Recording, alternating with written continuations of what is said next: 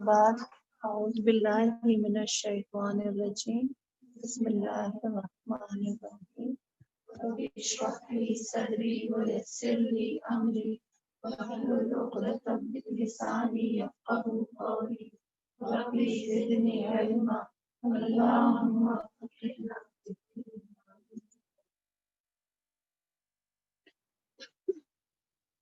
جی last بار جیسے رابع نے بتایا کہ پیغمبر کا دائی کا کام کیا ہے کہ پہنچا دینا، ٹھیک ہے، اور کیسا پہنچانا، بلغ کیسا پہنچانا ہم نے سمجھا تھا،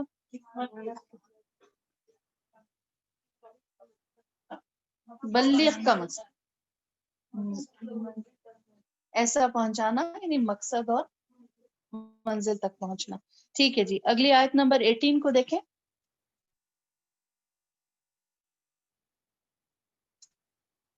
انہوں نے کہا، کنہوں نے کہا، یعنی وہ قوم کہہ رہے ہیں، ٹھیک ہے، کیونکہ پیغمبر تو کہہ رہے ہیں کہ ہم نے پہنچا، مطلب ہم پر ہے ذمہ داری کس چیز کی، پہنچا دینا، مبین، کھلم کھلا، واضح طور پہ۔ اور انہوں نے کہا کہ بے شک انا تطیرنا بکم، منحوس سمجھا ہے ہم نے تمہیں۔ قوم کہہ رہی ہے کس کو؟ پیغمبروں کو، رسولوں کو کہہ رہی ہے کہ ہم نے تم کو منحوس سمجھا ہے، اور لئن لم تنتہوا، اگر تم باز نہ آئے تو کیا ہوگا؟ لنرجمنکم، ہم آپ کو سنسار کر دیں گے۔ لنرجمنکم، راجیم، رجم اس کا روٹ ہے، رجم ہوتا ہے پتھروں سے مار کر ختم کر دینا، ہم آپ کو سنسار کر دیں گے۔ وَلَا يَمَسَّنَّكُمْ، اور البتہ ضرور چھوئے گا، تو لا تاکید کا ہے اور نون مشدد تاکید کا ہے کہ ایسا ہم ضرور کریں گے، یعنی ان کا پختہ ارادہ ہے، ایسا ہی کریں گے کہ ہم سنسار بھی کر دیں گے، اور البتہ ضرور چھوئے گا تمہیں منا، ہماری طرف سے عذاب علیم، بہت دردناک۔ تیرنا، طیر کہتے ہیں پرندے کو، ٹھیک ہے۔ عرب کیا کرتے تھے کہ پرندے کے ذریعے سے فال نکالتے تھے، اور اس کے حرکات کی وجہ سے اس کو اپنے لیے نحوست کا یعنی باعث سمجھتے تھے، شگون لیتے تھے وہ اس سے۔ تو اس کے بعد یہ نحوست کے لیے لفظ استعمال ہونے لگا، تو کہتے ہیں کہ ہم تم کو اپنے جگہ پر، اپنی بستی میں تمہارا رہنا، تمہارا وجود باعث نحوست ہے۔ کیوں؟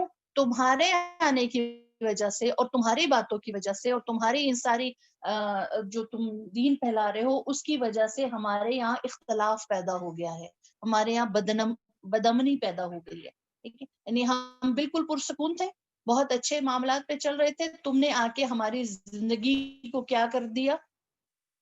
بے سکون کر دیا، بے چین کر دیا، آپس میں اختلافات پیدا کر دیے ہیں۔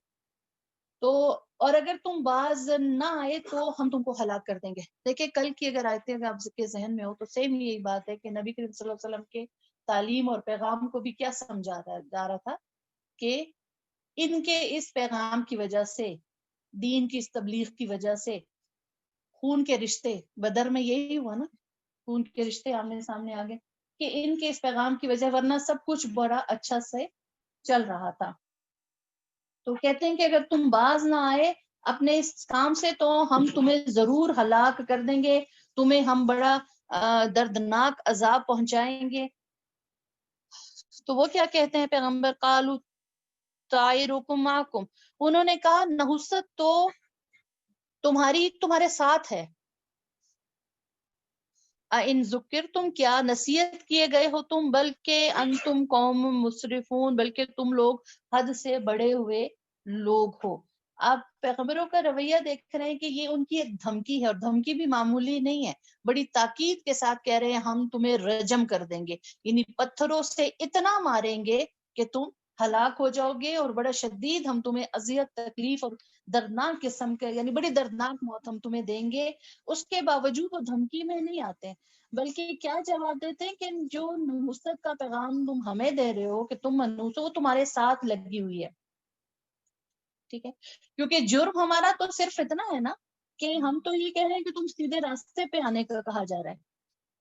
تو انہوں نے ان کی اس بات کی تردید نہیں کی کہ ہم منحوس نہیں ہیں، اور ہم بہت لمبی چوڑی تعویل نہیں دی، نہ جذباتی ہوئے، نہ خوف زدہ ہوئے، نہ کوئی کسی خوف کا مظاہرہ کیا، نہ رونا دھونا، کوئی ایسا یعنی معاملہ نہیں کیا، کوئی شور نہیں مچایا، بلکہ صرف کیا کہا کتنا جواب دیا کہ وہ نحوست تو تمہارے اپنے ساتھ ہے.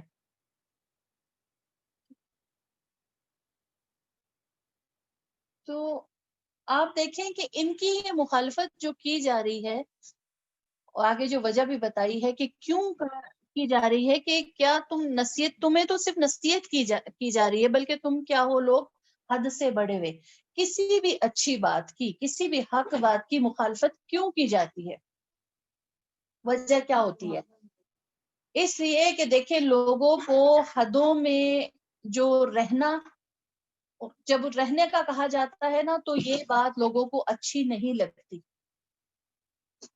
یعنی اعتدال کا رویہ یا اعتدال کا معاملہ کرنے کا کہا جائے تو یہ بات پسند نہیں آتی ہے.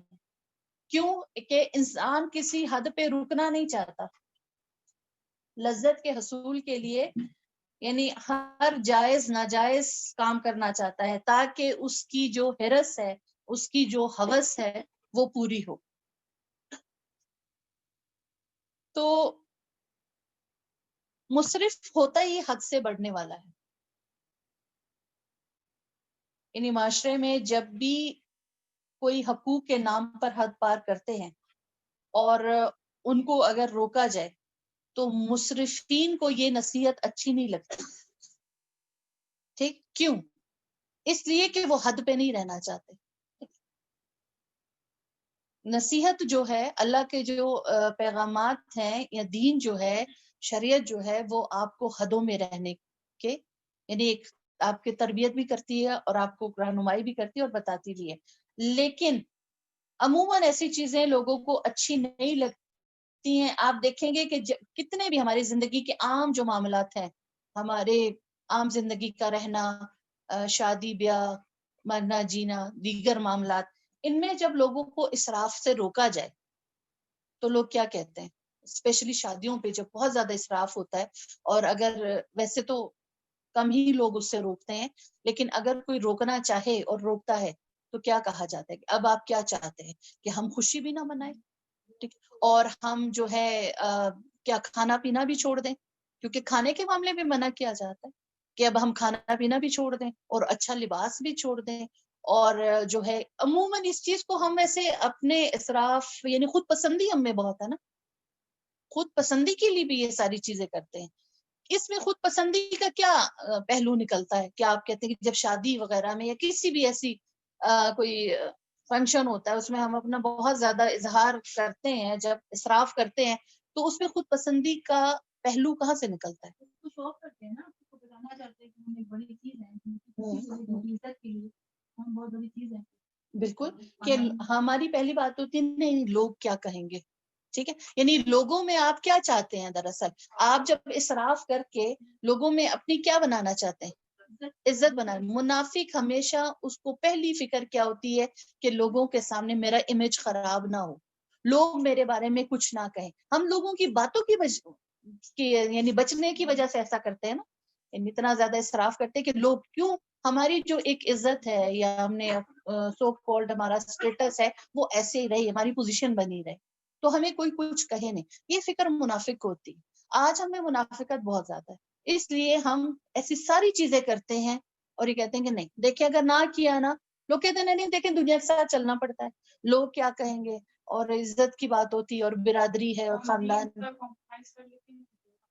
ہاں، اس لیے کہ اللہ تعالیٰ کے بارے میں تو دل کے اندر ایک تسلی ہے نا، وہ تو ہے غفور الرحیم. ٹھیک ہے، تو ہم کچھ بھی کریں گے تو وہ کوئی مسئلہ نہیں، اس کو ناراض بھی کریں، اس کے سارے احکامات کے خلاف بھی جائے تو کوئی نہیں. لیکن یہ ہے اصل یہ کہ شاید لوگوں کے ڈر سے زیادہ ہمیں اپنی عزت، اپنی ساکھ کی زیادہ فکر ہوتی کہ نہیں ہم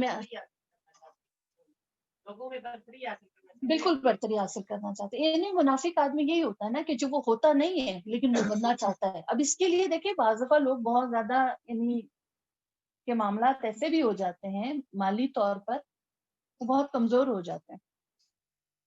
ٹھیک، تو بہرحال مصرف اس لیے پھر ایسی اچھی باتوں کو، حق کی باتوں کو، نصیحت کی باتوں کو قبول نہیں کر، اور کرنے والے سے اس کو کیا ہو جاتا ہے.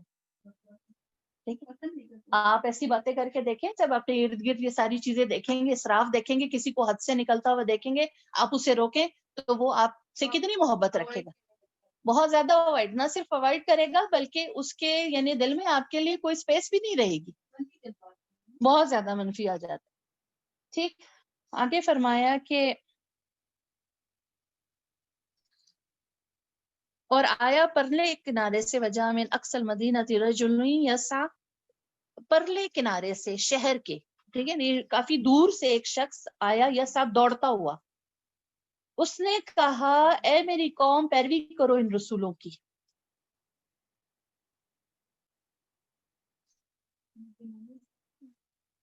اب دیکھیں مطلب ایک شخص، اب رسول جہاں ہیں، لوگ جہاں موجود ہیں اور وہ ان کو دعوت دے رہے ہیں، تربیت کر رہے ہیں، لیکن ان پر ان باتوں کا کوئی اثر نہیں ہو رہا، اور دور سے، شہر کے دور کنارے سے ایک شخص جو ہے وہ دوڑتا ہوا آیا ہے، اور وہ کیا کہہ رہا ہے کہ اے میری قوم پیروی کرو ان کی اتباع کرو، ان کی بات مانو. ٹھیک، دیکھیں یہ بات تو سارے لوگ جو ہیں یکجا ہیں اور بات نہیں مان رہے ہیں، لیکن مخالفت اتنی شدید ہے کہ مخالفت کی بات دور تک پھیل گئی ہے. ایسا ہوتا ہے نا کہ بات بعض مرتبہ ایک جگہ پر ختم ہو سکتی ہے، لیکن جب آپ اس کی شدید مخالفت کرتے ہیں، اختلاف کرتے ہیں، تو بات بہت بڑھتی ہے اور وہ دور لے جانے کا باعث بھی بن جاتی ہے. اب یہ بات مخالفت انہوں نے اتنی شدت سے کی کہ وہ بات بہت دور تک پہنچ گئی کہ یعنی شہر سے پرلے کنارے تک، جن کے بیچ میں رسول ہے انہیں نہ سمجھ آ رہا ہے نہ دکھائی دے رہا ہے، اور اس نے شخص نے صرف سنا ہے، یعنی وہ ان کے ساتھ موجود نہیں ہے رسولوں کے ساتھ، لیکن وہاں سنا اور سن کے کیا کیا، مان لیا. کیوں؟ اچھا، اس کے ماننے کی وجہ کیا ہے؟ اس شخص نے کیوں ماننا؟ بہت پرے ایک دوسرا شخص ہے، اتنے لوگوں کے بیچ میں جو اپنی ذات کے ساتھ موجود ہیں لوگ اور پیغام دے رہے ہیں، وہ نہیں، اور وہاں سے سن کے مان گیا. وجہ تھی اس کی بصیرت. ٹھیک ہے، یعنی وہ جو پیش کر رہے تھے اس نے وہ یہ جانا کہ وہ کیا پیش کر رہے ہیں، وہ کس طرف کو بلا رہے ہیں، وہ کیا چاہتے ہیں. ٹھیک ہے، کیا وہ اپنے آپ سے جوڑنا چاہتے ہیں، اپنی ذات کا کوئی فائدہ چاہتے ہیں؟ جب اسے یہ دیکھا کہ وہ ایک رب کی طرف بلا رہے ہیں، ایک الہ کی طرف بلا رہے ہیں، ٹھیک ہے، اپنے ساتھ نہیں جوڑ رہے، بلکہ کیا چاہتے ہیں، اللہ سے جوڑے، اور فائدہ کیا چاہتے ہیں، بے غرض، کچھ نہیں، ذات کا فائدہ نہیں ہے، مقصد صرف لوگوں کی اصلاح ہے. تو یہ بات سن کے اس کی بصیرت کام کرتی، تو مشکل کیا بات. تو کہتے ہیں کہ پھر اے قوم ان کی پیروی کرو کہ جو اپنی نا ذات سے تمہیں جوڑ رہے ہیں، ٹھیک، بلکہ تمہیں کس سے جوڑ رہے ہیں، جو خالق کائنات ہے، ٹھیک ہے، اس کے چاہتے ہیں قریب ہو جاؤ، اس سے متعارف کروا رہے ہیں، اور انہیں اپنا کوئی ذاتی فائدہ نہیں ہے. تو حق کی بات سن کر وہ شخص جو ہے مانا. اچھا، صرف مانا نہیں کہ اس نے کہا بالکل ٹھیک ہے، صحیح بات تو کہہ رہے ہیں، بالکل درست ہے، اور مان کے وہی نہیں رہ گیا، حق مان کے پھر کیا کیا، دوڑا. ٹھیک ہے، دوڑا، اور دوڑنا کیسا دوڑنا ہوتا ہے، پوری کوشش کے ساتھ، اور سب کو یہ کہہ رہا ہے کہ جلدی قبول کرو. ہاں، اور دیکھیں یہ وجہ کیا ہے کہ حق کو سمجھا اور بیٹھا نہیں رہا، اس کے لیے دوڑا، اور لوگوں کو بھی اس پہ آمادہ کر رہا ہے کہ جو شخص صاحب بصیرت ہوتا ہے وہ نیکی کے کام میں ہمیشہ جلدی کرتا ہے، دیر نہیں کرتا. جب نیکی کی بات سمجھ آئے تو فوراً اس کو کر لیتا ہے. کیونکہ اگر نیکی کا وقت گزر جائے تو دگنا بھی کریں تو فائدہ نہیں دے گی. آپ لوگ توجہ میری طرف رکھیں، کیا کہا میں نے؟ یہاں کے لوگ مجھے بتائیں گے کہ میں کیا کہہ رہی ہوں، آپ لوگ جو مسلسل باہر دیکھ رہے ہیں.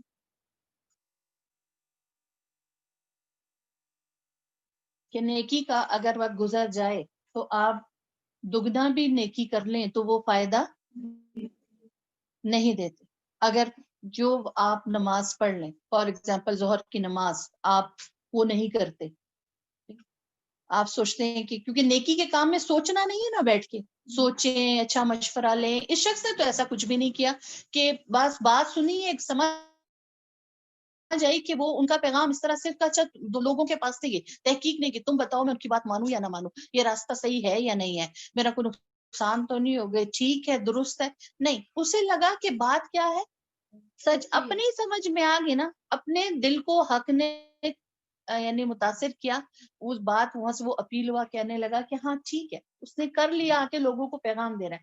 ہم نیکی کے وقت میں کیا کرتے ہیں، سوچنے بیٹھ جاتے ہیں کریں یا نہ کریں، فائدہ دے گی یا نہ دے گی، مشورہ کریں. اگرچہ مشورہ اچھی بات ہوتی ہے لیکن نیکی کے کاموں میں اب آپ کی ظہر کی نماز کا جیسے میں مثال دے رہی تھی، آپ اس سے مشورہ کریں، کسی سے پوچھیں کیا کروں، میں پڑھ لوں یا نہ پڑھوں، اور آپ وقت گزار دیں اور عصر کے ٹائم پہ آپ 2 مرتبہ ظہر کی نماز پڑھ لیں، آپ کو فائدہ دے گا؟ بالکل بھی فائدہ نہیں دے.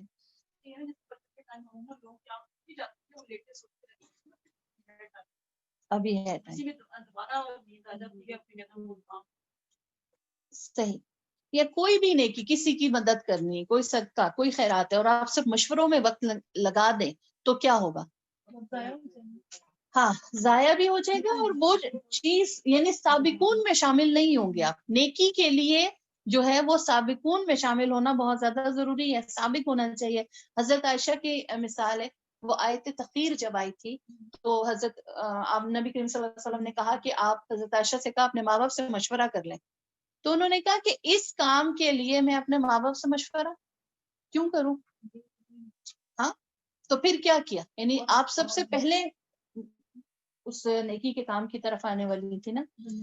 پھر اسی طرح سے جیسے نبی کریم صلی اللہ علیہ وسلم جب ایک مرتبہ ام سلیم کے گھر میں تھے اور آپ سوئے اور آپ نے خواب میں دیکھا اور آپ اٹھے اور مسکرائے، تو ان کی جو بہن ہے ام حرام، انہوں نے پوچھا یا رسول اللہ آپ مسکرا رہے ہیں، سو کے اٹھے ہیں؟ تو آپ نے فرمایا کہ ہاں میں نے ایک ایسا خواب دیکھا کہ مسلمانوں کی ایک بہت بڑی جماعت جو ہے وہ یعنی سمندر پر سوار ہے، یعنی فتح کے لیے جہاد ہے، ایک جو لشکر ہے وہ جا رہا ہے.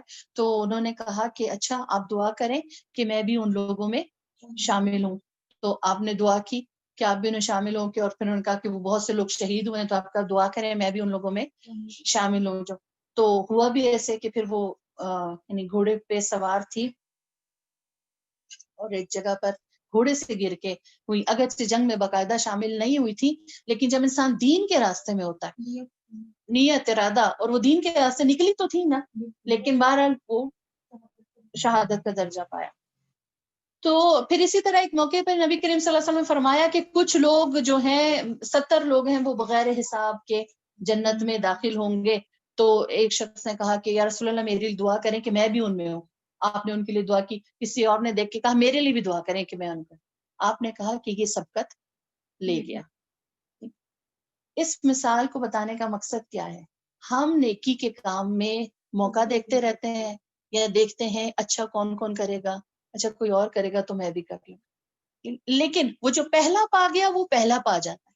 ٹھیک، جس نے ابتدا کی، جس نے یعنی فوراً کیا، ایک دم سے اس طرف کو آیا، اب کیا ہوا، اس کا درجہ دوسرے کرنے والے اس کی دیکھا دیکھی کریں گے تو صحیح، لیکن وہ چیز وہ نہیں پا سکتے جو اس نے پا لی. پھر اس کے حصے میں بہت زیادہ اجر آئے گا. کیسے؟ اس سے دیکھ کے جتنے لوگ کر رہے ہیں ان سب کا بھی اجر ثواب کس سے جائے گا؟ اس سے ملے. اگرچہ انہیں ملے گا لیکن یعنی ٹاپ پہ کون ہوگا؟ جس نے آغاز.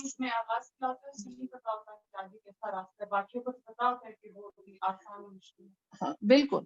اور مطلب ہم سوچتے ہیں نا اس چیز میں اور ہمیشہ پیچھے رہ جاتے ہیں. آگے بڑھنے والوں میں نہیں تو ہم یہ دیکھتے ہیں کہ اچھا دیکھتے ہیں کہ کتنے لوگ اس میں بڑھتے ہیں کرتے ہیں، یا ہمارے ذہن میں وہ چیز ہی نہیں ہوتی. ہاں کوئی کرتا ہے تو ہمیں خیال آتا ہے کہ ہم کر لیں. تو یہ بصیرت کی نگاہ ہماری کیوں نہیں ہوتی؟ یہ ہماری ہونی چاہیے نا. اور یہ بصیرت اسی کو ملتی ہے، یاد رکھیں، جو اللہ تعالیٰ کی حکمتوں کو جاننے کی کوشش کرتا ہے. اور جو اصل بات ہے، اس شخص نے مزید کوئی دین کی اتنی تفصیل ڈیٹیل نہیں جانی تھی، ایک دم کفر سے ایمان کی طرف آیا تھا. اور وجہ کیا تھی کہ بس حق کو، ٹھیک ہے، یعنی پہلی بار حق کو قبول کر لینا. ہمارے سامنے زندگی میں اللہ تعالیٰ بہت سے مواقع دیتے ہدایت کے کچھ ہے. پہلی بار جب آپ کے سامنے حق آئے اور آپ تردد کا شکار ہو، شک کا شکار ہو، نہیں ایسا پتہ نہیں درست ہے یا نہیں ہے، آپ نے حق کو جب آپ ڈینائی کرتے ہیں آپ دور ہو جاتے ہیں رائے حق سے، رائے ہدایت سے آپ دور ہو جاتے ہیں. ہاں فرسٹ اٹمپٹ میں آپ لینے والے حق ہے، بالکل درست بات ہے، اپیل ہوتی، کیونکہ اللہ تعالیٰ نے فطرت میں ہمارے یہ چیزیں رکھ دی ہیں. تھوڑا سا اسے یعنی آبیاری چاہیے ہوتی ہے، ایمان کا جو بیج ہے اس کی تھوڑی آبیاری ہوتی ہے تو بہت بڑا شجر بھی بن سکتا ہے. لیکن ضرورت کیا ہے کہ آپ اس کو لینے والے ہوں. ٹھیک، یہاں تک بات سمجھ آئی؟ وہ کہہ رہا ہے اتبعوا، پیروی کرو، من لا یسألکم، ان کی جو نہیں سوال کرتے تم سے کسی اجر کا، جبکہ وہ ہدایت یافتہ بھی ہوں. یعنی یہ تم سے کچھ چاہ تو نہیں رہے نا، کوئی بدلہ تو نہیں چاہ رہے ہیں، کوئی فائدہ تو نہیں چاہ رہے ہیں، جبکہ وہ ہدایت یافتہ بھی ہیں.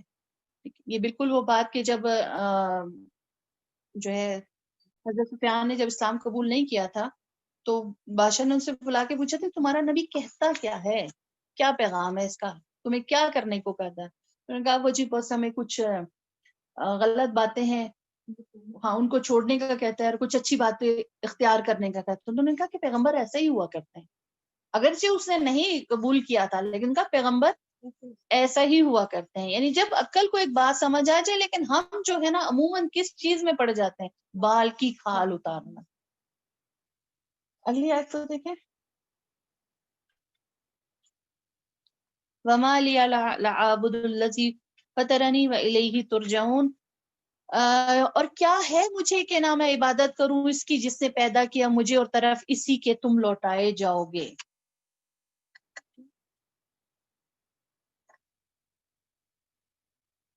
یعنی اس نے دیکھا کہ سب جو ہے مخالف ہے پیغمبر کی بات کے، نہیں مان رہے ہیں، تو وہ کہہ رہا ہے کہ مطلب کیا بات ہے، کیوں نہ میں عبادت کروں، میں کیوں نہ مانوں. کہ اسے محسوس کیا نا کہ اتنے بڑے بڑے لوگ جو ہیں وہ اس کی عبادت نہیں کر رہے، تو اصل بڑائی تو اللہ کے پاس ہے، تو میں کیوں نہ عبادت کروں، میں کیوں نہ اللہ کا بندہ بنوں.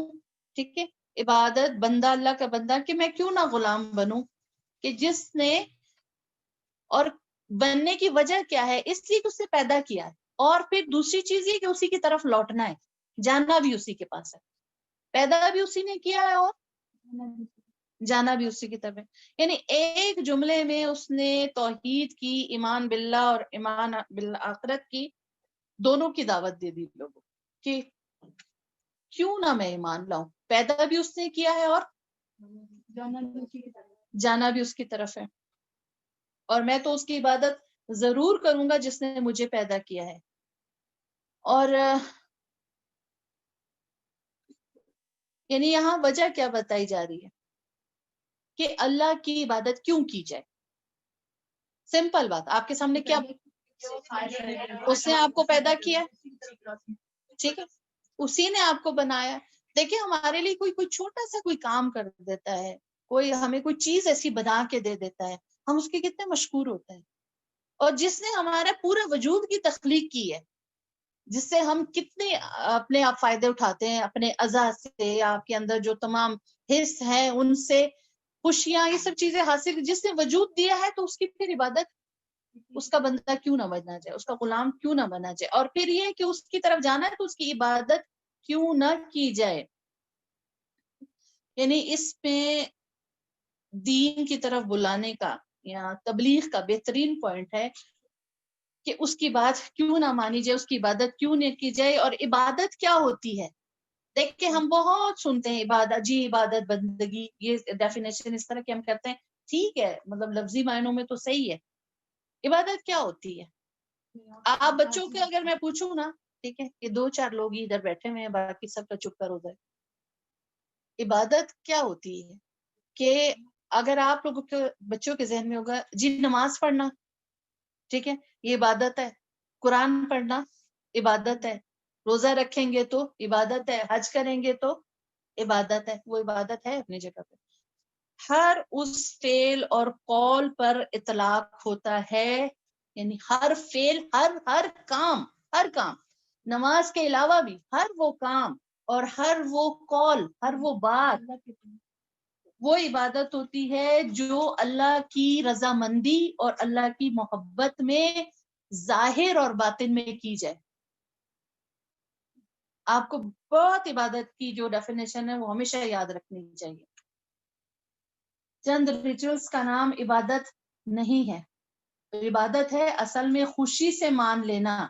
اس کے لیے عقل کے گھوڑے نہیں دوڑانا کہ مجھے تو اس بات میں کوئی لاجک نظر نہیں آتی ہے، کرنا چاہیے یا نہیں کرنا چاہیے.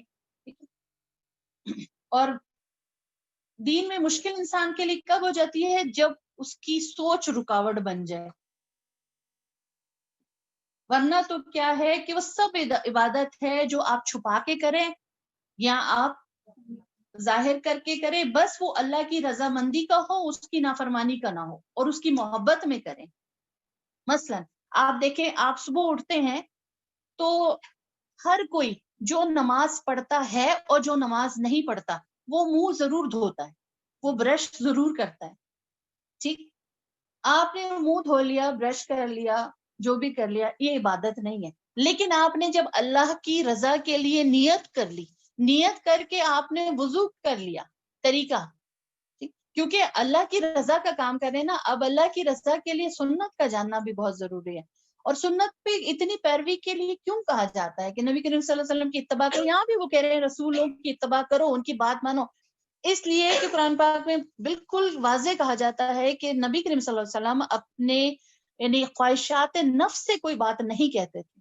کوئی عمل بھی اپنے وہ یعنی کہ انہیں پسند تھا وہ عمل کرتے تھے جو اللہ تعالیٰ کی طرف سے ان کی طرف الہام یا القا یا وحی خفی کے ذریعے کیا جاتا ہے.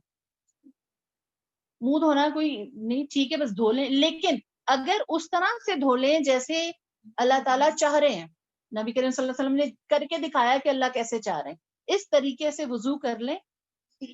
آپ کی تو حکمت ہے. دیکھیں جب اللہ سنت ہوتی ہے نا تو ہمارا دل اس بات کو اتنا تسلیم نہیں کرتا. ہم کہتے ہیں سنت ہے، کوئی فرض تو نہیں ہے نا، اگر نہیں بھی اس طرح سے کریں گے تو کوئی فرق نہیں ہے، تو سنت ہے. لیکن جب ہمیں وہ چیز اگر سائنس پروف کر کے بتاتی ہے نا تو پھر بہت زیادہ ہم اس سے متاثر ہوتے ہیں. بھائی واقع بتائی جا رہی، آپ صلی اللہ علیہ وسلم نے 3 مرتبہ ہاتھ دھونے کی حکمت بتائی. آج بار بار کہا جا رہا ہے کتنے سیکنڈ کے لیے ہاتھ دھوتے رہیں تو آپ بہت سی چیزوں سے بچ جائیں. ٹھیک، سونے کی باتیں آپ نے اپنا کہا کہ آپ جب سو کے اٹھے ہیں تو اپنے بستر کو جب بھی درست کریں اور رات سونے لگے تو اپنے بستر کو صاف کر لیں. ٹھیک ہے، آج آپ کو سائنس کیا بتاتی ہے کہ رات سونے سے پہلے اپنے بستر کو صفائی کیوں ضروری ہے؟ کیا آپ کے جسم سے ایسا گرتے ہیں نا وہ ڈیڈ سیل سارے جو ہوتے ہیں، اس لیے.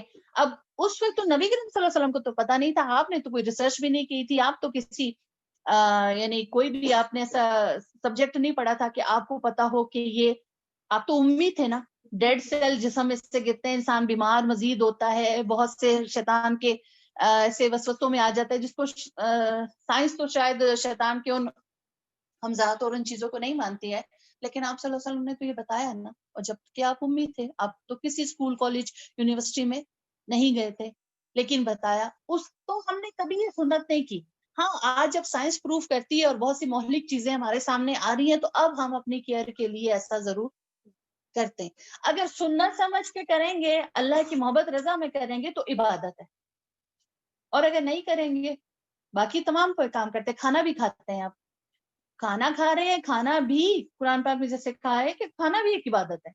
اور اگر آپ اس کو بسم اللہ پڑھ کے کھا لیتے ہیں تو وہ، اور اگر آپ ویسے ہی کھا لیں تو بہت سے لوگ بھی تو بغیر اس کے کھاتے ہیں، لیکن ان کا کھانا صرف کھانا ہے. ٹھیک ہے، ان کا سونا صرف سونا ہے، ان کا کوئی بھی معاملہ جو صرف ایسے ہی ہے، ویسٹیج ہے. لیکن جب ہم اس چیز کو جب اللہ کی نیت کر کے کرتے ہیں تو وہ ہر چیز کیا ہو جاتی ہے؟ عبادت ہو جاتی ہے. ٹھیک ہے، ویسے جی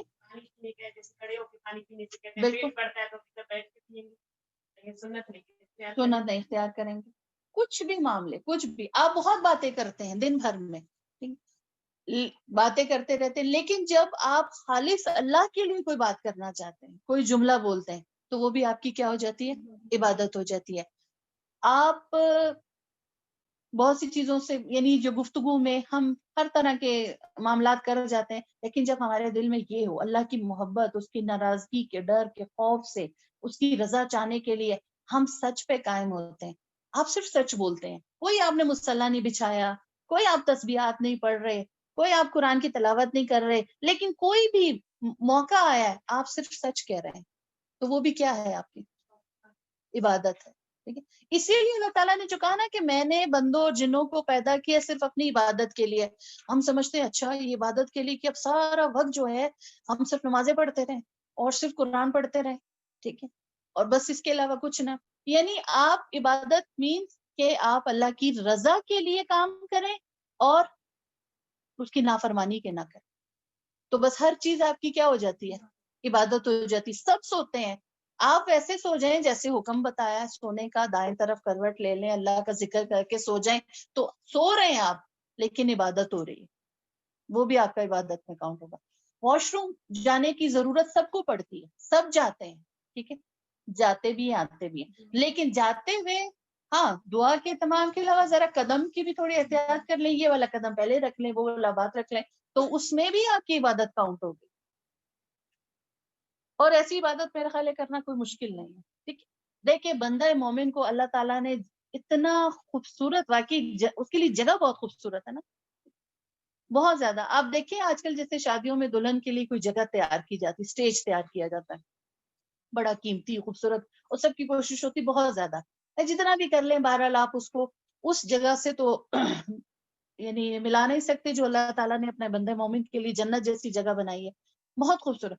اب وہاں پہ بیٹھنے کے لیے دلہن کو کتنا تیار کیا جاتا ہے، ٹھیک ہے، کہ وہ خوبصورت لگے. اللہ تعالیٰ مومن کے اخلاق کو ایسے سنوارنا چاہتا ہے کہ وہ اتنا خوبصورت ہو جائے کہ پھر وہ اس کی سلیکشن ہو اس خوبصورت جگہ کے لیے. یہاں بہت سے لوگ ہیں دنیا میں، لیکن اگر جو لوگ اپنے آپ کو اللہ کے حکم کے مطابق کر رہے ہیں، ان کی گرومنگ ہو رہی ہے، ٹھیک ہے، وہ ایک بہترین مومن بن رہے ہیں، اور پھر وہ اچھے ٹھکانے میں جانے کے قابل، جہاں کی یعنی دنیا میں تو آپ کو ایسا وی آئی پی پروٹوکول اور ایسی جگہ کبھی بھی نہیں ملے گی، لیکن وہاں پر آپ کے لیے گھر ہے جو اللہ تعالیٰ نے خود اپنے ہاتھوں سے تیار کیے. آپ کے گھر، آپ کے لیے لباس ایسے ہیں، آپ کے لیے طعام کا انتظام ہے، ہر چیز. ایسی اعلیٰ جگہ پہ جانا ہے، لیکن اعلیٰ جگہ پہ جانے کے لیے پھر کیا کرنا ہوگا؟ کوشش اعلیٰ درجے کی. اور میرا خیال ہے کہ صرف اتنی سی اسٹرگل کہ ہم جو کام کریں نیت ہو کہ وہ صرف اللہ کے لیے ہے اور اللہ کی رضا پہ اور نبی کریم صلی اللہ علیہ وسلم کے طریقے، بس کامیابی ہے. جنت کس کے لیے آپ سلیکٹ ہو جائیں گے اس چیز کے لیے.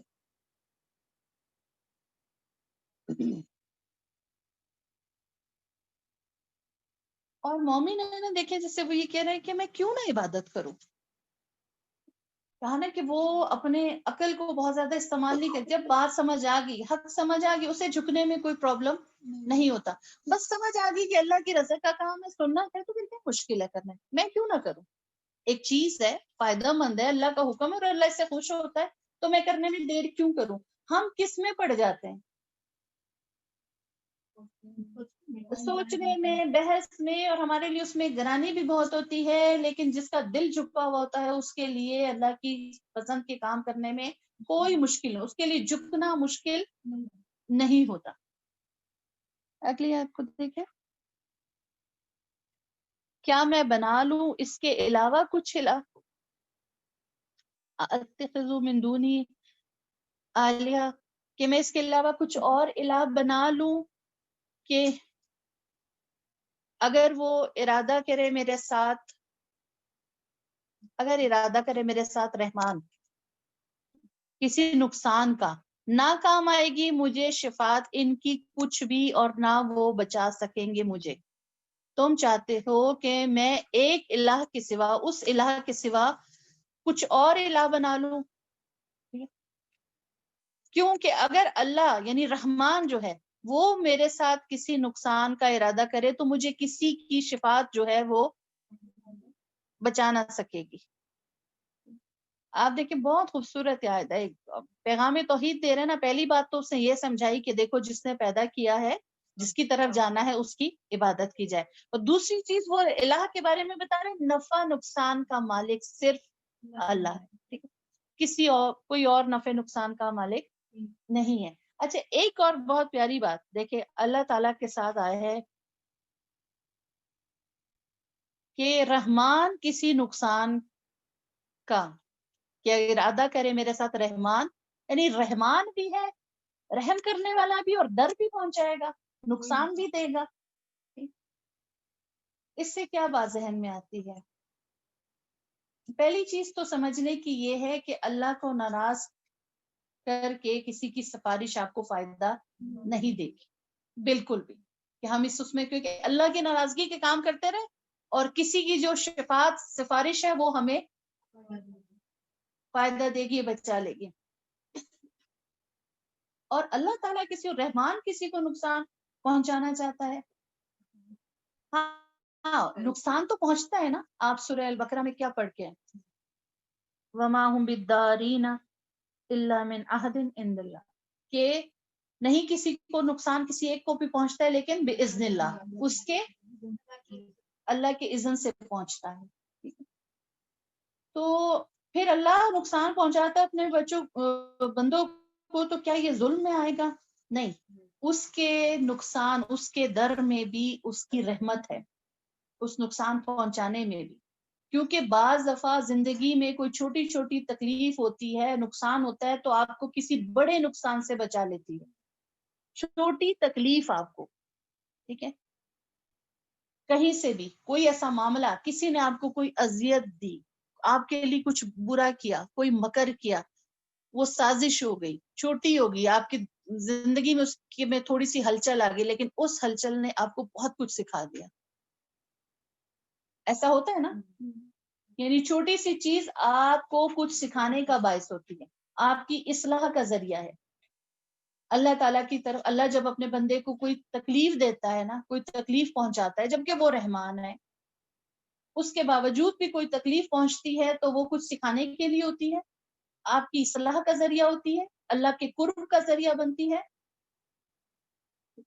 دنیا میں اگر کوئی خیر آپ کو نظر نہ بھی آئے، آپ کو ملنے والی تکلیف یا مشکل میں، لیکن آپ کے لیے آخرت کے بھلائی کے دروازے کھل جاتے ہیں.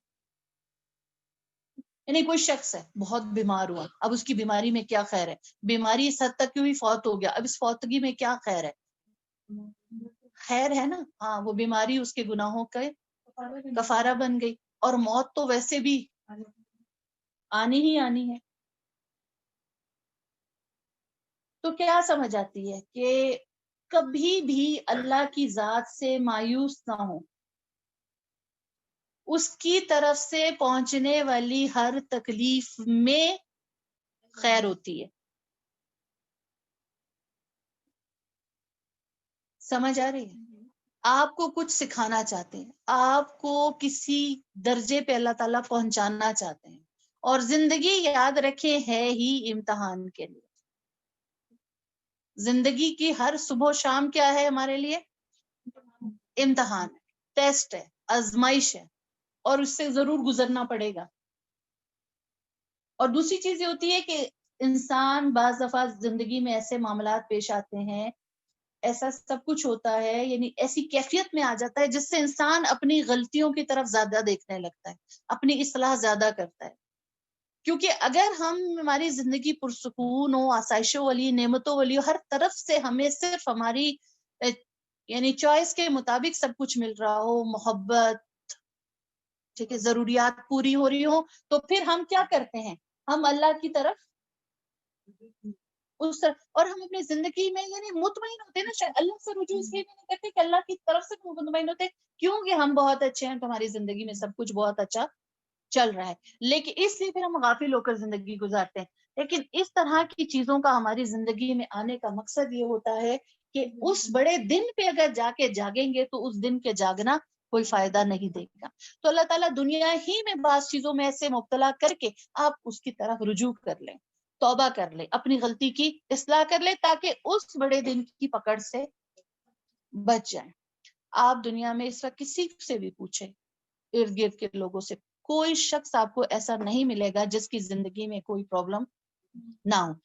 اور اگر ہم بعض دفعہ ہمیں لگتا ہے کہ ہماری زندگی میں چیلنجز زیادہ ہیں، اور دوسروں کے جب ہم کیونکہ ہم فوراً اپنے آپ کو دوسروں کے ساتھ کمپیئر کرنے لگتے ہیں، اس کی تو زندگی اس طرح سے ہے ہر معاملے میں، ٹھیک ہے، اگر کسی کا گھر ہم سے اچھا ہے، کسی کی اولاد ہم سے زیادہ ہے اچھی ہے، کسی کے پاس مال ہم سے زیادہ ہے اچھا ہے، کسی کے شوہر اچھا ہے بہت لونگ ہے، بہن بھائی بہت کیئرنگ ہے، سب کچھ ہے، یہ ساری ہم سوچتے ہیں ہمارے تو ہر معاملے میں قسمت خراب ہے، ٹھیک ہے، ادھر سے بھی ایسا ہے، ادھر سے بھی ایسا ہے، ادھر سے بھی ایسا ہے، یہ ہے سب کچھ. لیکن یہ کیا ہے دراصل؟ دیکھیں ہم میں سے الحمدللہ ہم سب قرآن کے ساتھ جڑے ہیں، اللہ تعالیٰ ہمارا عمل بھی ایسا کر دے جیسے یہ قرآن ہے، جیسے اللہ تعالیٰ چاہتا ہے، کیونکہ کامیابی صرف علم حاصل کرنے سے نہیں ہوتی ہے، کامیابی اس علم پہ عمل کرنے سے ملتی ہے. اللہ تعالیٰ ہمارے عمل بھی ایسے بدل دے. ہمارے سب کے اس طرف آنے کی، اس راہ پہ آنے کی کوئی نہ کوئی وجہ ضرور ہوگی. زندگی میں کوئی کہیں سے آپ ضرور ٹوٹے ہوں گے، کہیں سے ڈسہارٹ ضرور ہوئے ہوں گے. بعض لوگوں کو اللہ تعالیٰ جو ہے بہت سی چیزوں سے گزار کر اس طرف لاتا ہے، بعض کو بغیر ایسی چیزوں کے، یعنی ایسی آزمائشوں ایسے اس میں ڈالے ہی لے آتا ہے. لیکن پھر اس میں فرق ہوتا ہے، اس چیز کے آنے میں بھی فرق ہوتا ہے. کچھ لوگ جب ٹوٹ کے آتے ہیں تو بہت محبت اور قدر سے لیتے ہیں، بڑے شکر سے لیتے ہیں. پھر آپ کی اٹیچمنٹ پھر قرآن سے، اللہ کی ذات سے کچھ اور ہو جاتی ہے، ہوتی ہے نا. اور آپ بتائیں کہ اگر ہماری زندگیوں میں کچھ چیزیں ایسی نہ ہوتی تو ہم پھر اس طرف ہوتے نہیں ہوتے. کیوں ہم اپنی زندگیوں میں مطمئن ہوتے، خوش ہوتے. ابھی بھی دیکھیں جب زندگی میں مصروفیت بڑھ جاتی ہے، خوشیاں ذرا زیادہ آ جاتی ہیں، معاملات کچھ اور ہوتے ہیں، تو ہمارا تعلق اپنی ہی عبادت سے کیسا ہو جاتا ہے. آپ کی نمازوں کی کیا صورتحال ہوتی ہے، آپ کا قرآن سے کیسا تعلق ہوتا ہے، کیسا ہو جاتا ہے.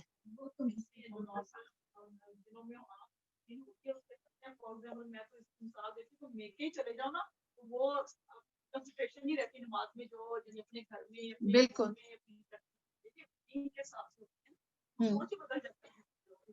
بالکل کہیں بھی آپ چلے جائیں، آپ نماز ایک پڑھتے ہیں جب باقاعدہ طور پر، ایک آپ کہیں جا کے پڑھتے ہیں، فرق ہو جاتا ہے، کافی فرق ہو جاتا ہے. ٹھیک ہے، وہ چیز نہیں رہے. تو اللہ تعالیٰ یعنی یہ ساری چیزیں لانے کا مقصد کیا ہے ہماری زندگی؟ ہم کیا چاہ رہے ہیں؟ ہم چاہ رہے ہیں کہ ہماری زندگی میں کوئی تکلیف نہ ہو. بالکل ہاں ہاں، اب تو ہو بہت زیادہ ہمارا معاملہ ہے نا، لیکن یہ ہے کہ کسی قسم کی ایسے ہمیں چیزوں کا سامنا نہ کرنا پڑے، کچھ نہ دیکھنا پڑے.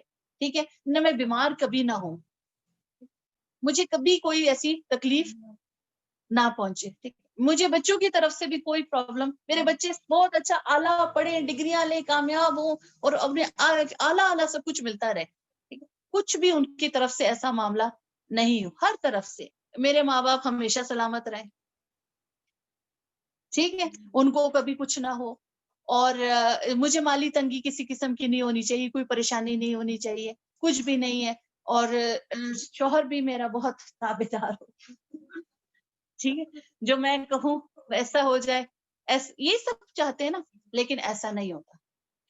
اللہ تعالیٰ آپ کو ہمیشہ، ہماری زندگی میں کچھ لوگ آزمائش ہوتے ہیں، وہ آپ کے مزاج اور ساری چیزوں سے بالکل ہٹ کر ہوتے ہیں. تو ہمارا ٹیسٹ ہے ہر معاملے میں اور ہر چیز میں. ہاں، یہ ساری چیزیں جو ہم دنیا میں چاہ رہے ہیں، یہ سب کچھ، نہ آپ بیمار ہوں گے نہ آپ بوڑھے ہوں گے، ٹھیک، اور ہر طرف سے آپ کو صرف مسکراہٹیں اور محبت ملے گی. ہم جو دنیا میں چاہ رہے ہیں نا کہ یہ بندہ بالکل میرے مطابق ہو جائے، وہ وہاں ہو جائے گا، وہ ملے گا ہی آپ کو ایسے.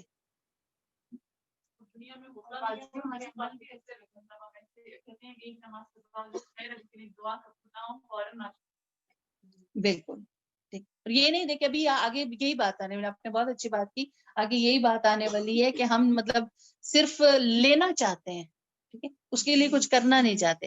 اگلی چیز آیت کو دیکھتے ہیں. اچھا جو سوری ایک پوائنٹ رہ گیا، جو سفارش کی بات ہو رہی ہے نا، کہ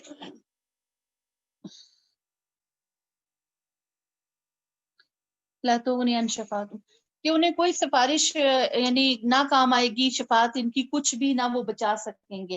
अहले मक्का दरअसल क्या कहते थे कि हम माबूदों को क्यों मानते हैं यानी अल्लाह के सिवा। वैसे वो अल्लाह का था, कभी पूछा जाता था कि जमीन आसमान का मालिक कौन है, कुछ है, तो कहते थे हाँ अल्लाह है। लेकिन वो जिन माबूदों की वो यानी परस्तिश करते थे, वो कहते थे ये हमारे जो है सिफारशी हैं, ये हमें अल्लाह से बचा लेंगे, या ये तकर्रुब का जरिया है। ये अहले मक्का अपनी जहलियत में कहते थे। आज ऐसा है,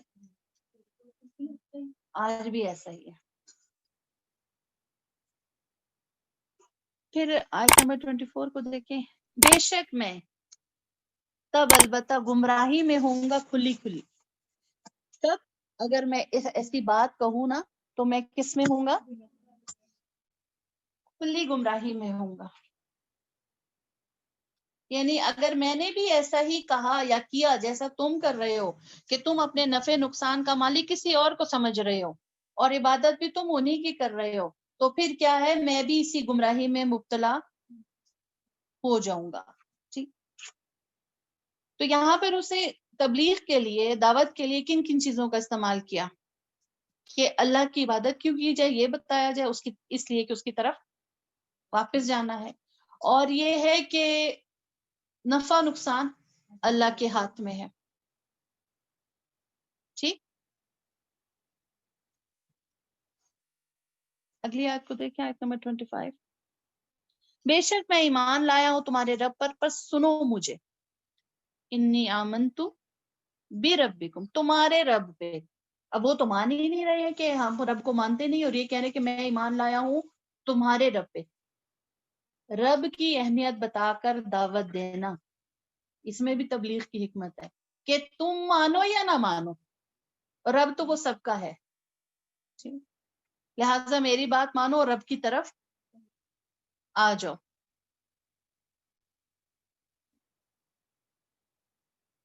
और क्या कह रहे हैं कि बस सुनो मुझे, यानी मेरी बात मानो। अपना तारुफ क्या करवा रहे हैं कि मैं क्या हूं, मैं तो इस चीज को कबूल कर चुका हूं, मैं मान चुका हूं।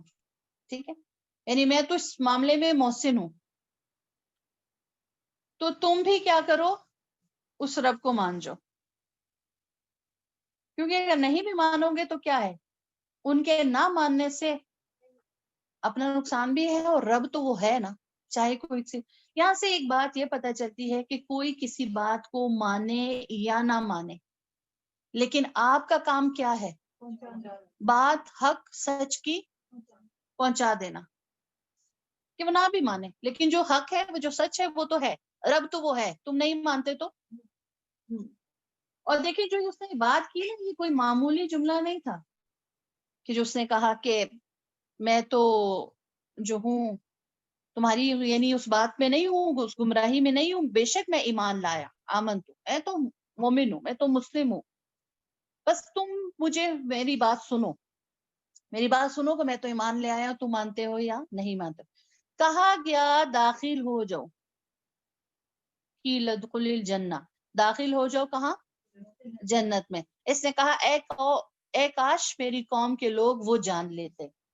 अब देखें यहाँ पर फौरन क्या बात सामने आई कि उसकी खैर ख्वाही, कि पहले कौम को खैर ख्वाही के साथ समझा रहा है, और ईमान उसके अंदर है, लेकिन अंदर ईमान फायदा नहीं देता, ईमान का इजहार बहुत जरूरी है। ठीक है, कि उसने सिर्फ ईमान लाया और ईमान का इजहार किया था और लोगों को बता, अभी तक उसने कोई अमल नहीं किया था। यही ईमान का इजहार उसकी मगफिरत की बख्शिश का सबब बन गया।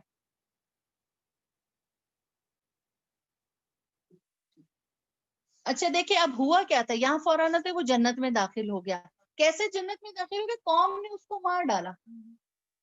लेकिन अल्लाह ताला ने यहाँ पर ये बात का जिक्र नहीं किया कि कौम ने उसको मार डाला, यानी मनफी बात नहीं की। अल्लाह ने, कौम ने अगर उसको मार डाला, उसका नुकसान किया, उसको जलील किया, लेकिन अल्लाह ने उसको क्या किया, इज्जत दी, क्योंकि इज्जत सारी किसके पास है। हाँ, عزت ساری کی ساری اللہ کے پاس ہے. اللہ تعالیٰ نے منفی جملے سے بات نہیں کی کہ اس نے یہ کہا تو اس کو قوم نے مار ڈالا، بلکہ جملہ آگے کیا ہے، کہا داخل ہو جاؤ جنت میں. اس کا انجام بتایا. مرنا کوئی اتنی وہ بات نہیں ہے، مرنا تو ہے، ٹھیک ہے. اور یعنی موت کے ڈر سے حق، سچ اور ان چیزوں سے بچنا، گھبرانا، ٹھیک ہے. اصل چیز کیا ہے، انجام، کہ اس کا انجام کیا ہوا. دیکھیں معمولی بات نہیں ہے. پوری قوم کے مقابلے میں ایک شخص تنہا کہتا ہے، ایک للکار ہے نا کہ میں، تم مانو یا نہ مانو، میں اس بات کو مانتا ہوں، میں ایمان لے، سب نے پکڑ کے اسے مار دیا. اور پتا تھا کہ ایسا ہی ہونے والا ہے، ٹھیک ہے. جہاں حق سچ بات کی جائے گی معاملہ ایسا ہی ہوگا.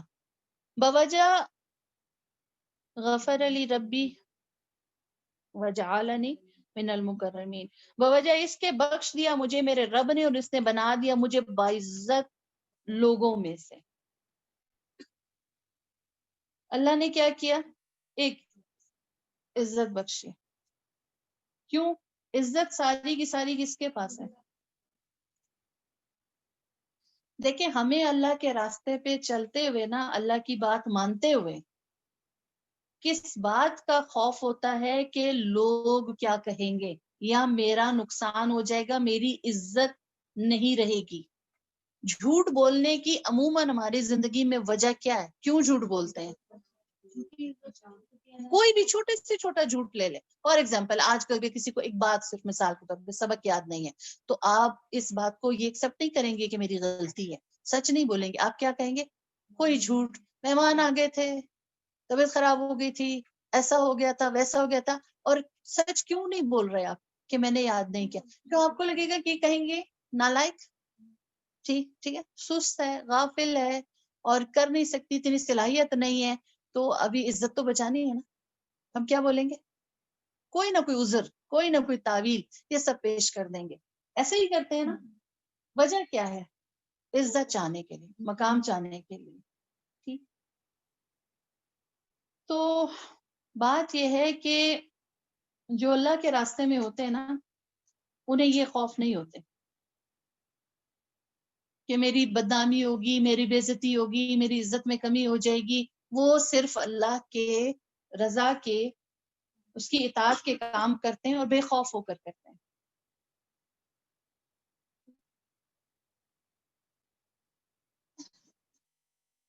تو اس یعنی بندہ مومن نے بھی کیا کیا کہ اپنی جان کی پرواہ نہ کی.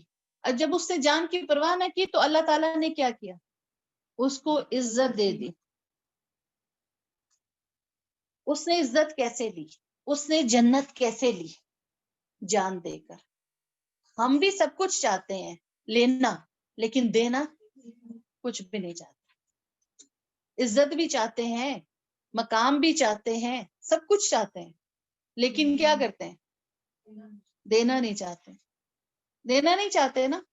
بار بار انعام مانگتے ہیں ہم نماز میں، انعمت علیہم، ہم پر بھی ایسا انعام کر دے جیسا ان پہ کیا. لیکن جو انہوں نے کیا تھا نا، وہ آج کے دور میں ہم سے کرنا مشکل ہے، وہ نہیں کر سکتے ہم. وہ تو بھئی وہ تھے نا، ان کا تو ایمان تھا نا، اور وہ اس دور کی بات تھی. ہاں یہ آج کے دور، یہ کتاب ہر دور کے لیے، قیامت تک کے لیے. تو کیسے ہم کہہ سکتے ہیں کہ آج ایسا نہیں ہو سکتا.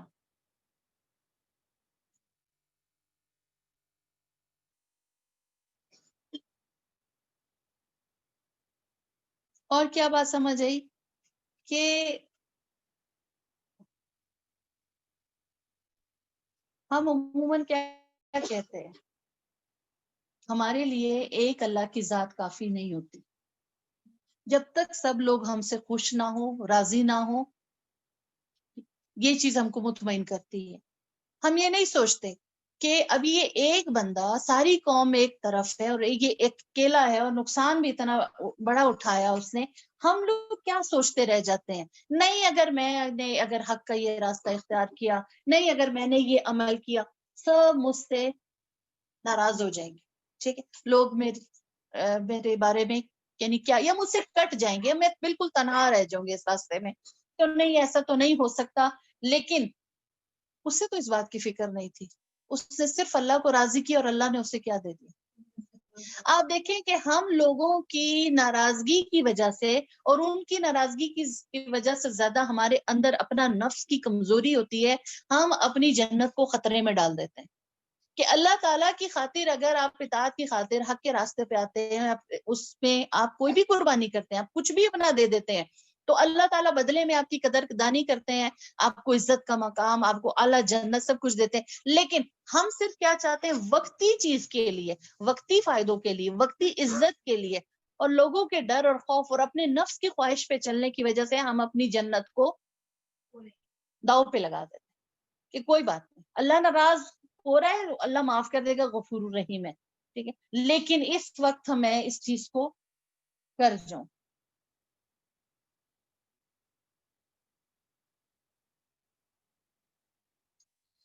تو یہاں پر جو یہ دلیل ہے نا کہ اسے کہا جنت میں داخل ہو جائے، اس نے کہا کاش میری قوم بھی وہ جان لیتے.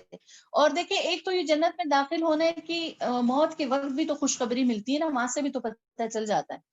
ٹھیک ہے، سورہ فجر کی آخری آیتیں آپ حفظ بھی کر کے آئے. نفس مطمئنہ کو کیا کہا جاتا ہے؟ کہ داخل ہو جاؤ رب کی جنت کی طرف. وہیں سے پتہ چل جاتا ہے کہ اس کا انجام کیا ہے.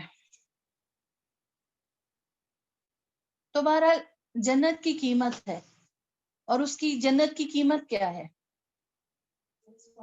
یہاں جو اس نے قیمت دی، ایک اظہار حق، ہاں، انجام کی پرواہ نہیں، اور اللہ کی خاطر سب کچھ کرنا. آپ صلی اللہ علیہ وسلم نے اس کے بارے میں فرمایا کہ وہ ایسا شخص تھا کہ جس نے اپنی قوم کی خیر خواہی کی جب تک کہ وہ زندہ تھا، اور مرنے کے بعد بھی. اس درجے کا خیر خواہ کوئی ہوگا؟ اور دیکھیں، اس درجے کی خیر خواہی ہو ہی تو دین کا کام ہو سکتا ہے، دین کا کام پھیل سکتا ہے. نفرت سے کبھی دین نہیں پھیلتا.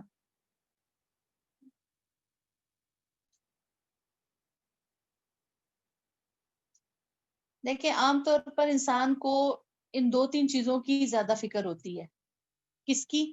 اپنی جان کی اور اپنے عزت کی. اس نے وہ دونوں چیزیں کیا کر دی؟ قربان کر. اللہ تعالیٰ نے کیا دیا؟ اللہ اپنے خاطر جھکنے والوں کو بلندی عطا کرتا ہے. ٹھیک ہے، اس سے لوگوں کی پرواہ نہیں ہونی چاہیے. اگلی جو ہم آیت انشاءاللہ نیکسٹ کریں گے، اس کا بھی تھوڑی سی سائز سے تعلق ہے، تھوڑا سا اس کو ہم ایک ریکیپ اس کا اس وقت دوبارہ کر لیں گے.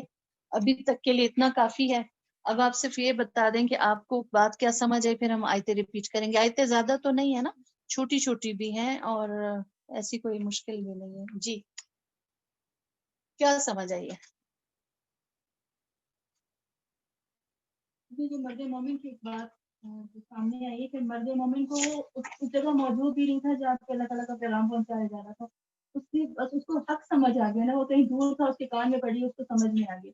تو اس میں مجھے وہ پیغام کے وہ یاد آ رہے تھے، اس کے جادوگر جن کو حق سمجھ آیا تو فوراً گر گئے، ان کو سمجھ میں آ گیا نا. تو مجھے لگا ہمیں حق سمجھ گیا، پورا قرآن مجید ہمارے سامنے حق کی شکل میں موجود، لیکن ہم اس پہ جھکنے والے نہیں ہیں، ہم کسی ایک کام کو ماننے والے نہیں.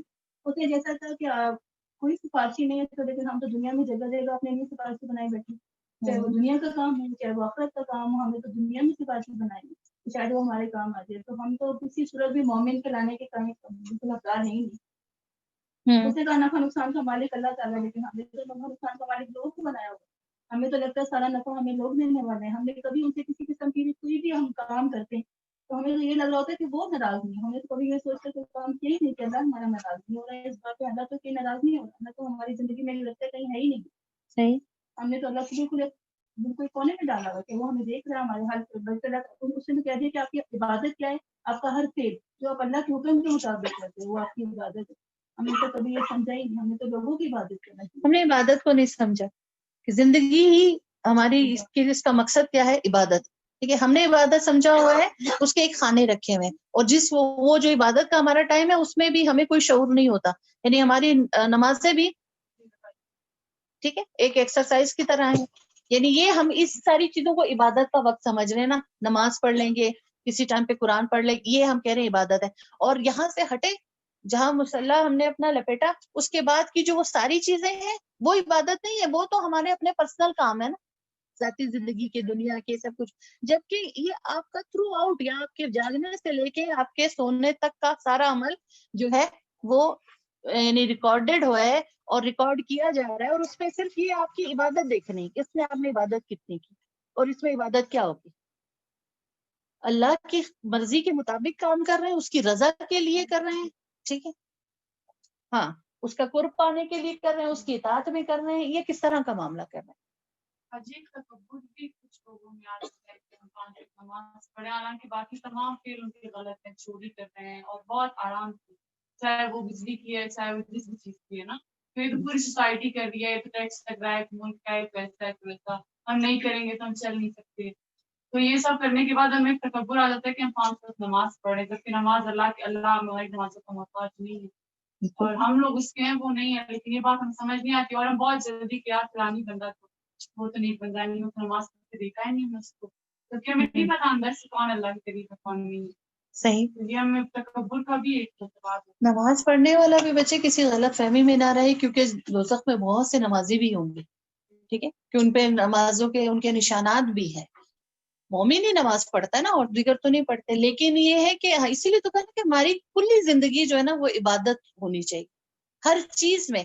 یہ نہیں صرف ہم اپنی نمازوں پہ بھی مطمئن نہ رہے, اور صرف یہ نہیں کہ نمازیں چھوڑ کے ہم کہیں چلو ہم نماز تو نہیں پڑھتے نا, اگر کیا ہوا, لیکن ہمارا دل تو بڑا اچھا ہے نا جی, ہماری نیت تو بڑی اچھی ہے, ہم ایسے سے بھی تو سارے کام کرتے ہیں. نہیں, نماز پڑھ کے آپ کوئی احسان نہیں کرتے, وہ تو آپ پر فرض ہے, وہ تو آپ کو کرنا ہی کرنا ہے, ٹھیک ہے, اس کی تو کسی صورت رخصت ہی نہیں ہے. ہاں, اس کے علاوہ جو ہے پھر آپ کے اخلاق, وہی سارے آپ کے اخلاق پہ آپ کے عمل کی بیس ہے, اسی پہ آپ کے عمل ہوتے ہیں, اور اس کے بغیر چھوٹ نہیں ہے.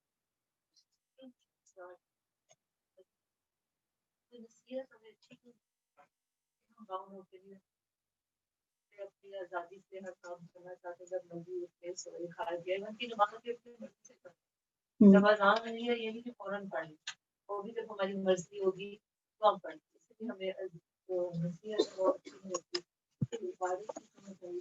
جو کام ہم محبت وہ بھی وہ بھی ایک اللہ کا حکم ہے. اپنی فرض نہیں ہے, لیکن ہم یہ نہیں سوچتے کہ اللہ کا ایک حکم ہی دیا گیا ہوا ہے کہ اس کو اس کام کو اس طرح سے کرو, فورس نہیں کیا, کہا گیا ہے کہ اصل محبت یہی ہے کہ کام پہ آپ کو زور نہیں دیا جا رہا, آپ کو کرتے ہو تو اس میں آپ کی محبت اور عبادت زیادہ حاصل ہوتی ہے. ہر قدم اٹھانا, پہلے کو بایاں اٹھانا یا دایاں اٹھانا, یہ بھی بات نہیں. پھر رحمان ہونا, وہ رحمان رحم تو کرتا ہے, لیکن اس کی جو تکلیف دینا ہے وہ بھی ایک خیر ہے. اس میں بھی کوئی خیر ہوتی ہے جو کہ ہمیں سمجھ بھی نہیں آتی, جب تک کہ وہ خیر واضح نہ ہو جائے کہ ہاں اس میں یہ فائدہ تھا, اس کے لیے اللہ نے ایسے.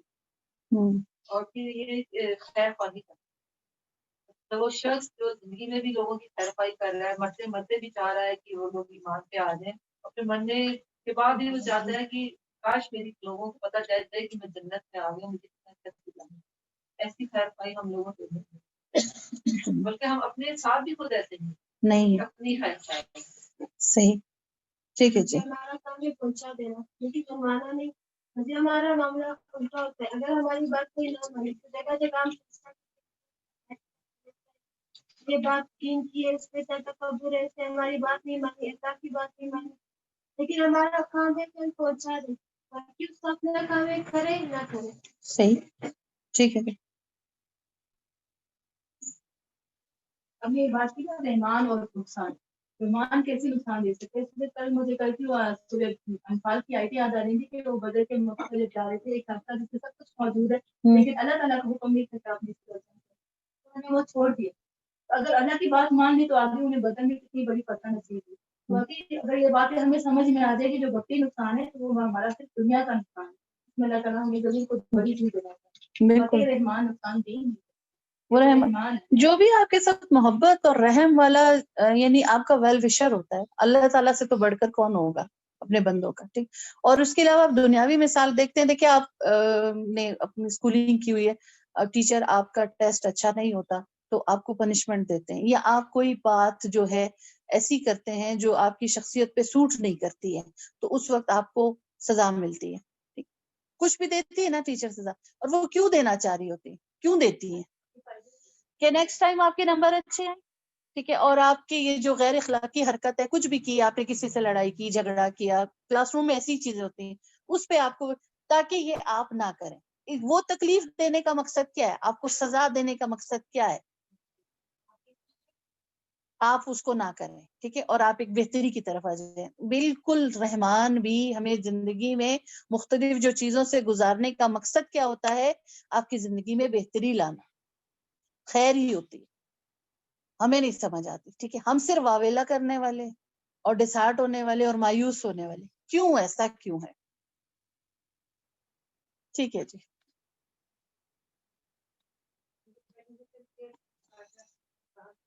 ایسا ہمارا وہ ہے کہ ہم برائی سے روکتا ہے اور اچھائی سے اچھی بات کرنا ہوتا ہے. تو ہماری نہیں ہمیں بھی کہتے برائی سے رک کر اچھائی کی طرف کرو. تو اس کو تو وہ لوگ بیمار تھے، پھر اس کے بادشاہ نے کہا کہ یہ اصل نبی کا وہ ہوتا ہے. تو ہمارے پاس ہے سب کچھ، ہم پھر بھی کہتے ہمارا اللہ بھی کہتے تو ہماری بیٹے یہ ایسا کتاب ہے.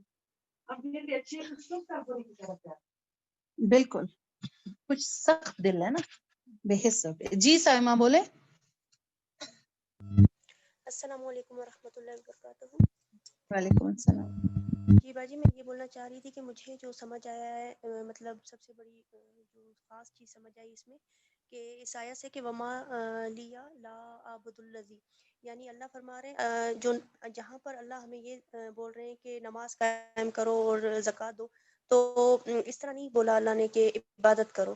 اور یہاں پر بولا جا رہا ہے کہ میں کیوں نہ میں عبادت کروں. یعنی عبادت جو ہے وہ صرف سر جھکانا یا سجدے میں جانا یا رکوع میں جانا نہیں ہے. عبادت یہ ہے کہ آپ اللہ کے فرمانبردار بن جاؤ، اور مطلب جو وہ اسی کے ساتھ اپنی قربت رکھو، اسی کو دوست سمجھو، اسی کو سفارشی سمجھو اپنا. اور انہوں نے جو فرمایا ہے سچ بولنا، جس طرح آپ نے بولا کہ عبادت صرف یہ چیز نہیں ہے کہ ہم نماز پڑھیں. عبادت واقعی یہ ہے کہ سب سے بڑی بات کہ ہم اپنی زبان کا خیال رکھیں، اپنے اخلاق کا خیال رکھیں، اپنے کسی کو تکلیف نہ دیں زبان سے نہ ہاتھ سے. اور جو ہے نمازوں کی تو حفاظت، خیر ہم نماز پڑھیں گے تو ہمیں خود کو وہ جو ہے برائیوں سے روکتی ہے. لیکن پورا دن جو عبادت ہوتی ہے وہ یہ ہے کہ کسی کو تکلیف نہ دو، جھوٹ نہ بولو، بغض نہ رکھو دل میں، اور کینہ نہ رکھو، اور ریاکاری نہ ہو آپ کے اندر. تو یہ ساری چیزیں عبادت میں آتی ہیں. اگر عبادت یہ چیز ہوتی ہے کہ نماز پڑھنا اور زکوٰۃ دینا یہ عبادت ہوتا، تو پھر اللہ پاک اس کو ایسے ہی بولتے کہ عبادت کرو میری. لیکن اللہ الگ الگ چیزیں فرما رہے ہیں قرآن میں، نماز قائم کرو، زکوٰۃ دو، ہر چیز کو کھول کر بیان کر رہے ہیں. اور دوسری بڑی بات یہ کہ واقعی ہم جو ہے لوگوں کو بہت زیادہ اپنا وہ بنا لیتے ہیں. یعنی کہ جب ہمیں طبیعت خراب ہوتی ہے تو ہمارا دل کرتا ہے کوئی نہ کوئی ہو جسے ہم بتائیں کہ میری طبیعت ٹھیک نہیں ہے یا میں بیمار ہوں، یا کوئی دکھ پہنچتا ہے، غم پہنچتا ہے، تو ہم چاہتے ہیں کہ کوئی ہو جس کے ساتھ ہم شیئر کریں. لیکن اگر ہم یہ ساری چیزیں اللہ کے ساتھ منسلک ہو جائیں اور اللہ کی رسی کو مضبوطی سے تھام لے اور اسی کو اپنا سفارشی بنائے اور دوست بنائے، تو میرے خیال میں جو ہے نا ہماری خوشیاں جو ہیں وہ بھی ہمیں سمجھ آ جائیں گی کہ کس لیے اللہ ہمیں جو ہے کس طرح آزما رہا ہے. اور صبر بھی آئے گا، اور جو ہے نا ہمیں حد سے بھی نہیں گزریں گے، اور تجاوز نہیں کریں گے، اسراف نہیں کریں گے. تو یہ ساری چیزیں اسی وقت ہی سمجھ میں آئیں گی کہ ہم پورا دن عبادت میں رہیں اور یعنی اللہ کے فرما بردار بن جائے. اور فرما برداری سب سے بڑی عبادت ہے. جب آپ فرما بردار ہوگے تبھی آپ دوسری چیزوں میں جو ہے نا مطلب اللہ آپ کو استقامت دے گا اور سیدھے راستے پر چلائے گا. میرے خیال میں سب سے بڑی بات جو مجھے سمجھ آئی ہے وہ یہ ہے کہ عبادت جو ہے وہ صرف نماز اور قرآن اور زکوٰۃ دینا نہیں ہے. عبادت پورا دن آپ کی ہوتی ہے جب آپ کسی کو دکھاتے نہیں ہو، تکلیف نہیں دیتے ہو اپنی زبان سے، ہر چیز سے. بس باجی میں یہ بولنا چاہ رہی تھی. جی سباحت. السلام علیکم ورحمۃ اللہ وبرکاتہ. وعلیکم السلام ورحمۃ اللہ وبرکاتہ. سب سے پہلے تو میں آپ سب کو اپریشیٹ کرنا چاہتی ہوں، آپ سب کی محبت جس نے مجھے ہر تکلیف کے وقت پہ سنبھالا اور آج میں کلاس واپس لینے کے قابل بنی. آپ لوگ ہی سب سے پہلے میرے پاس پہنچے اور میں کس طرح سے تھینک یو کروں. جب اتنی ہمت ہاری اسی وقت اللہ پاک نے میرے پاس مینٹور بھیجا، اور پھر آپ سب کا کھانا، دعائیں میرے لیے، thank you so much for that. اور پھر سے میں ہمیشہ میسج کا ورڈ یوز کرتی ہوں کیونکہ سب وہاں پہ مجھ سے بڑے ہیں، تو مجھے ایڈوائس کا ورڈ یوز کرنا ٹھیک نہیں لگتا. تو میرا میسج آپ کے لیے، سب کے لیے یہی ہے کہ مشکل وقت سب پر آتا ہے. اللہ نہ کرے آپ لوگوں کو آپ کے گھر والوں کے ساتھ سلامتی کے ساتھ رکھے. لیکن اس وقت میں ہمیں جس چیز کی ضرورت ہوتی ہے وہ ہے ہمارا قرآن. جب ہم اس سے ہیلپ لیتے ہیں تو یہ ایسی ہیلپ کرتا ہے کہ میں کیا بتاؤں آپ لوگوں کو. اس وقت میرا دل کرتا ہے کہ میں پوری کتاب لکھوں کہ قرآن نے میری ہیلپ کس طرح سے کی ہے. جب بھی رات کے ٹائم زیادہ سے زیادہ میں 2 گھنٹے مشکل سے سوتی ہوں, اور سو کر جب اٹھتی ہوں ذہن میں آتا ہے کہ بابا آپ ساتھ نہیں ہے اور وہ ہے کہاں, کس جگہ پہ اکیلے وہ سو رہے, تو اسے دل کٹ سا جاتا ہے. پھر فوراً سے میں قرآن کھولتی ہوں, اور جب میں قرآن کھولتی ہوں نا تو میرے سامنے جو آیات آئی تھی سورہ بقرہ کی جس سے میرے دل کو بڑا سکون دیا, وہ تھی وَاسْتَعِینُوا بِالصَّبْرِ وَالصَّلَاةِ, بس صبر. اور وہ جو میں نے نماز پھر پڑھنا سٹارٹ کیا, ایسی دل سے پڑھی ہوئی نمازیں تھی نا کہ مجھے لگتا تھا یہ میری ڈائریکٹ قبول ہو رہی ہیں. اور آج کی آیت سے جو میں نے سیکھا ہوتا کہ دوڑنا ہے ہمیں نیکی کے کاموں میں, کس طرح سے ہمیں دوڑنا ہے. یہ زندگی ایسے جیسے ایک دنیا ہے گیم شو کی طرح, ہمیں بس وہ اکٹھے کرتے جانا. ایک مسکراہٹ ہے تو یہ نہیں کہ آج کے دن میں نے مسکرا دیا بس یہ صدقہ تو میں بیٹھ جاؤں, نہیں. ایک کام نیکی کا کیا دوسرا کرے, دوسرا کیا تیسرا کرے. کیوں؟ کیونکہ ہمیں نہیں پتا کہ مہلت کتنی ہے, ایک دن ہمیں بھی تو ایسے ہی جانا ہے. بس اللہ پاک توفیق دے ہمیں. اور آج کی جو آیات میرے لیے مجھے فیل ہو رہا تھا وہ یہی کہ اللہ پاک رحمان بھی ہے, اور نقصان جو دے رہا ہے تو اس کے ہر کام میں مصلحت. بس ہم راضی, اللہ پاک ہم سے راضی ہو جائے. جزاک اللہ.